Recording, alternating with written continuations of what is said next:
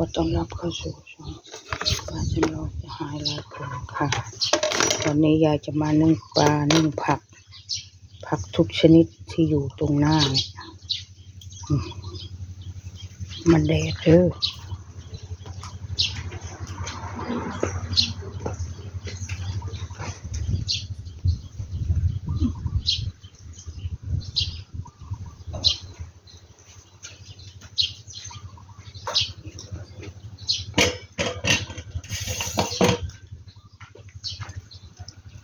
ก็เรา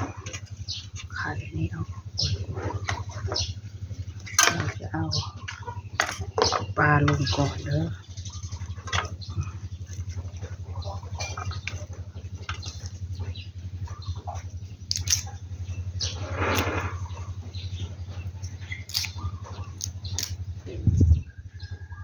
ปลาลงก่อน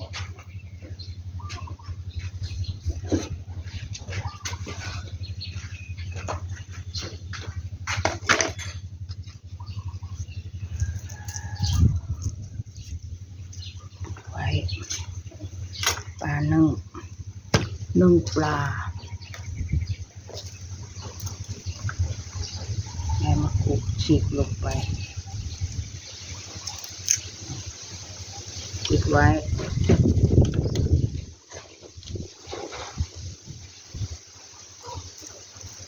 แล้วมันจะเค็ม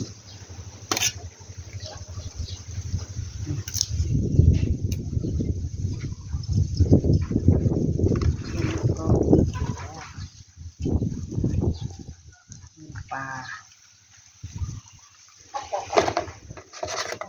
น้ำกุ้งเนาะทีนี้ก็เอา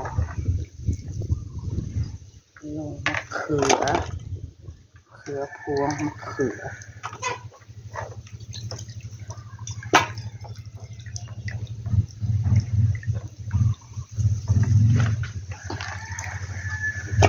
มันสุกยากต้องเอาลง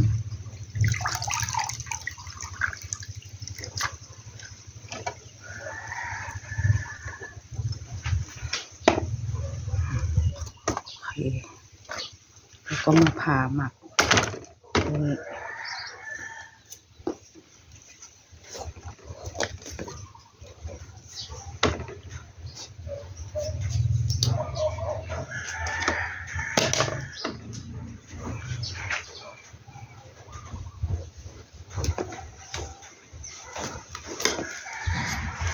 ชิ้นใหญ่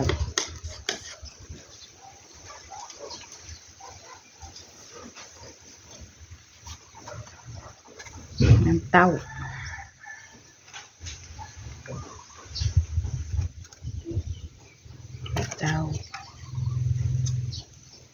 เขาเรียกน้ำเต้า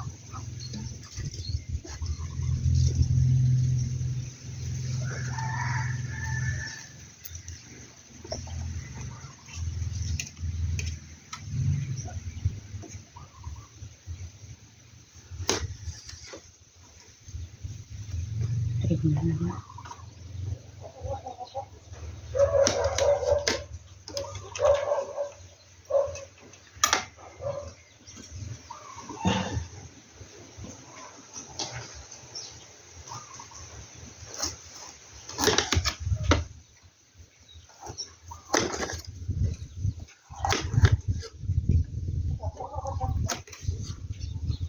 พริกหวาน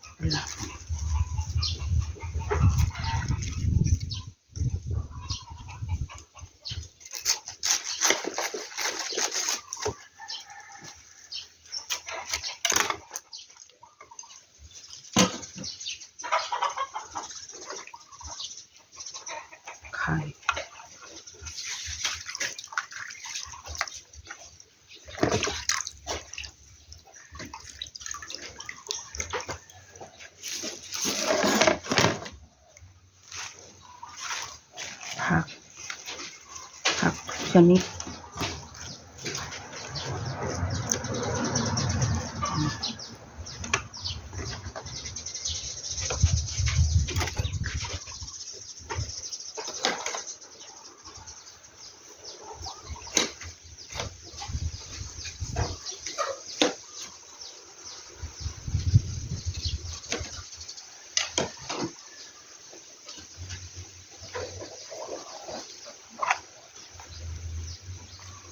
คือแล้วเนาะนะ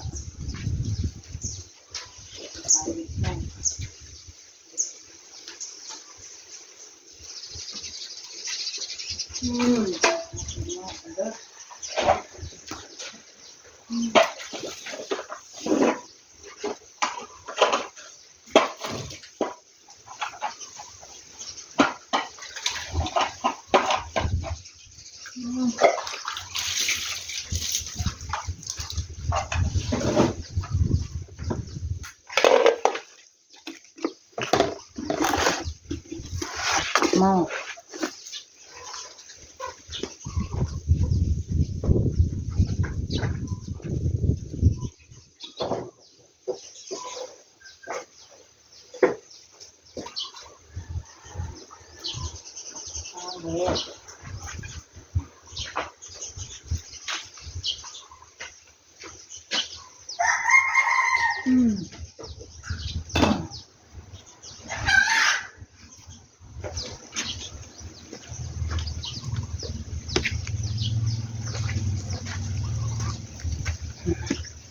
เอา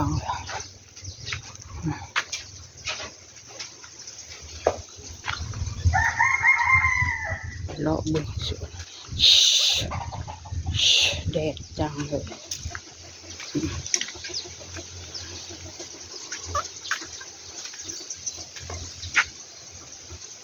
แดดแท้ๆภูเหล็กไฟ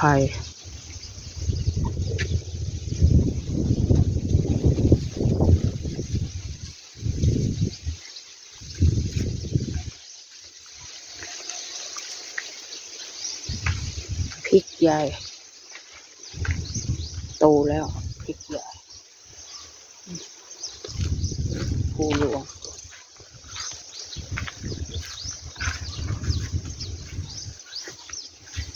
นั่นภูหลวงนี่ลำมันค่ะเขาลำมันเอาเก็บไว้ปลูกปีหน้าลำมันเขาจุ่มไว้แบบ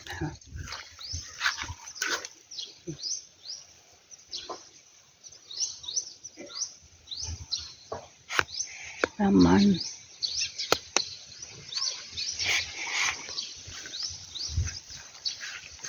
บ้านยาย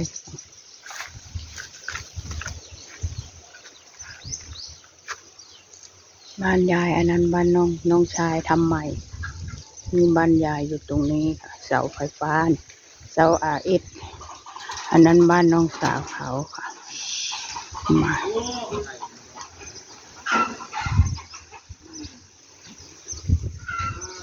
จ้าขอจบคลิปแค่นี้ค่ะอันนั้นภูเหล็กไฟมันบังค่ะขอจบแค่นี้นะคะขอบคุณบ๊ายบาย thank you หลายเด้อ